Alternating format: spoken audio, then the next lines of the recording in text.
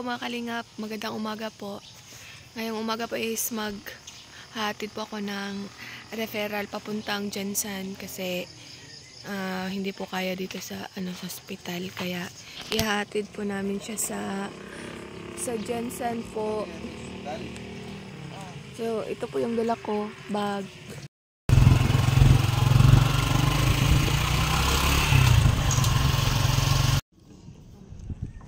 So ito po yung sasakyan namin mga kalingap papuntang Balangunan. Yan po yung mga pasyente namin na dala. Dengue positive po, tsaka vaginal bleeding. So kailangan silang ihatid sa Jensen kasi hindi po kaya ng hospital dito sa Balot.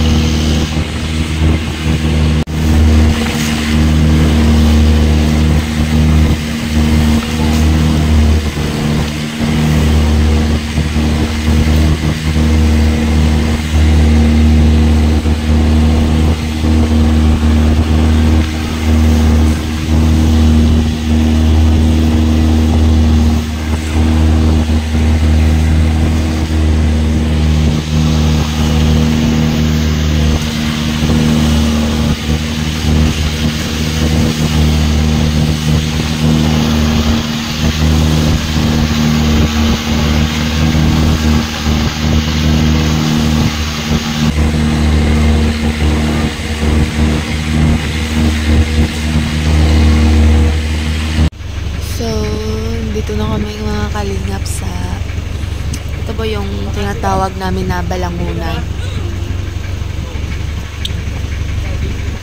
Mga 1 oras po yung biyahe namin galing Balot Island papunta dito sa mainland po.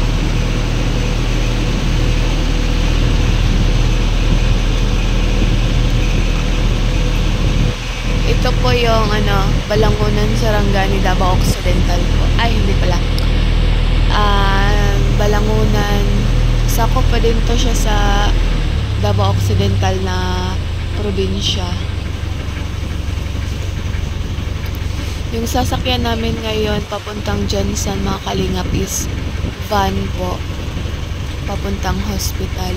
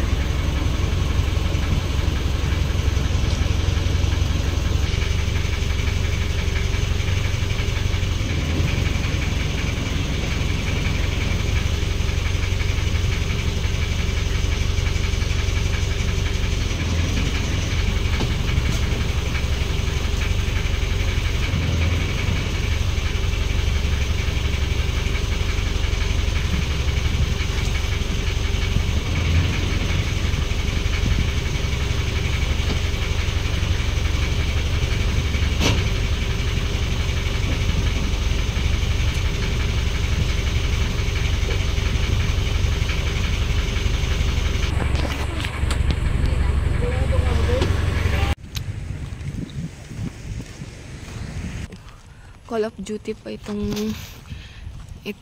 araw na ito bilang isang medical staff po.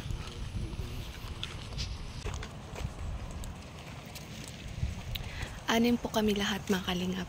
Kasama ko po si Sir Max. Siya po yung mag-a-assist sa isang pasyente din. Ako po yung sa isang pasyente naman. Dalawa po kasi yung referral namin ngayon.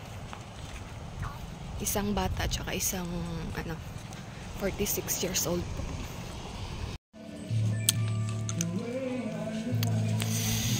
May mga pasahero din galing dito mga kalingap, galing Jensen.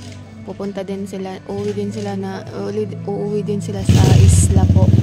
Ito po yung mga van na bumabiyahe galing Jensen to Balangunan. mahirap po magkasakit pag nasa isla ka mga kalingap, kasi i-refer ka sa mas malaking hospital kasi yung hospital doon sa isla is hindi po kompleto. Mahirap magkasakit. Kaya pangalagaan po natin yung katawan natin. Nahatid ko na po dito yung pasyente na ni-refer namin mga kalingap dito po sa Mindanao Medical Center. Oh yeah. So, mga kalingap, mamayang gabi po uuwi po ako papuntang Balot na natin na po namin yung pasyente na ni-refer namin kaninang umaga. Ngayon lang po tanghali natapos. So mahirap po pag may pasyente na i-refer papuntang Jensan kasi yung pamasahe mo, yung sasakyan mo, tsaka yung tutuluyan mo dito sa Jensan is sagot mo yun. May TV naman, para-refund naman din yung gastos mo, pero hindi po yun agad-agad. It takes time po bago makuha mo yung TV na yun. So kapag wala kang pera, kawawa ka talaga. Mahirap po. Mahirap talaga mga kalingap kasi isipin mo yun, galing ka pang Balot Island, papunta ka pa dito sa city, tapos wala kang pera. Yung mga kasamahan ko, ganito din yung sitwasyon nila. Yung pag ma-refer yung pasyente galing Balot Island, may times na libre kapag sa LGU po yung gagamitin na sasakyan. May land ambulance din kami doon. Pero pag hindi po available yung land ambulance tsaka yung sea ambulance, may posibilidad po na kami magbabayad sa pamasahe namin sa mga papasaherong sasakyan. Kaya po ay walang ma-refer na pasyente kasi napakahirap po.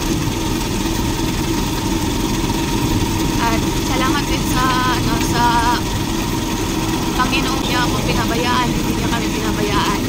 May hatid namin yung pasyente doon, may nurse namin ang pasyente doon sa hospital.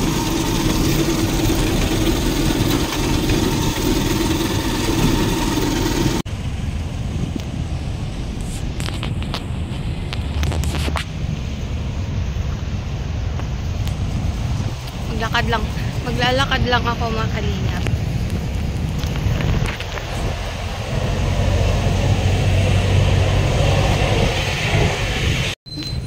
Ang init po mga kalingap. Sobrang init ngayon dito sa Jensan. Maglalakad ako hanggang doon kasi hindi ako makatawid dito. Traffic. Ngayon sobrang traffic.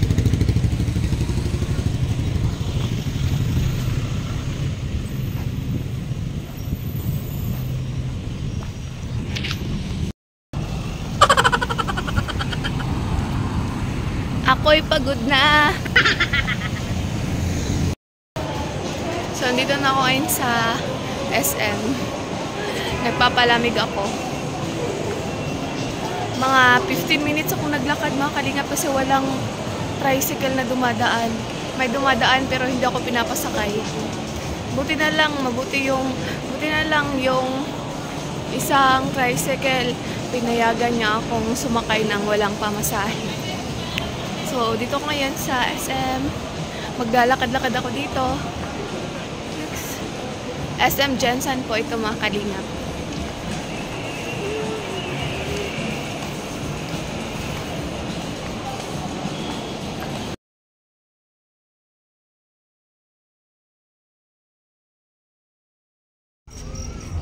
Dito na po kami sa Makar mga kalingap. Dito po kami kukuha ng ticket.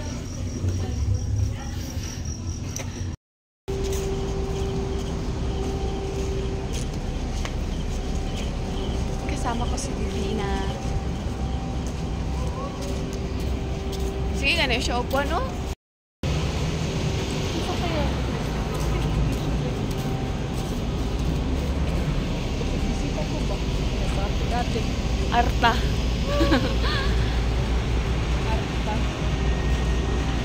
Coast Guard. Pero naman siya iba Murag to. malula ka pa. Tanaw ka dito sa taas ba, no? Ignorante ang people.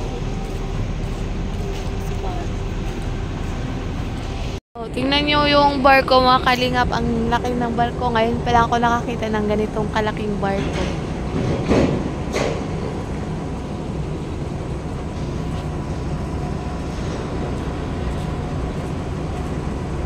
Laki ng barko. Parang hotel. Girl, no? Oh. Girl. Huh? Dito na kami sa loob ng Roro, mga kalingap. Ito po yung higaan ko. Katabi ko lang si Debbie Girl. Walang masyadong pasayro ngayon.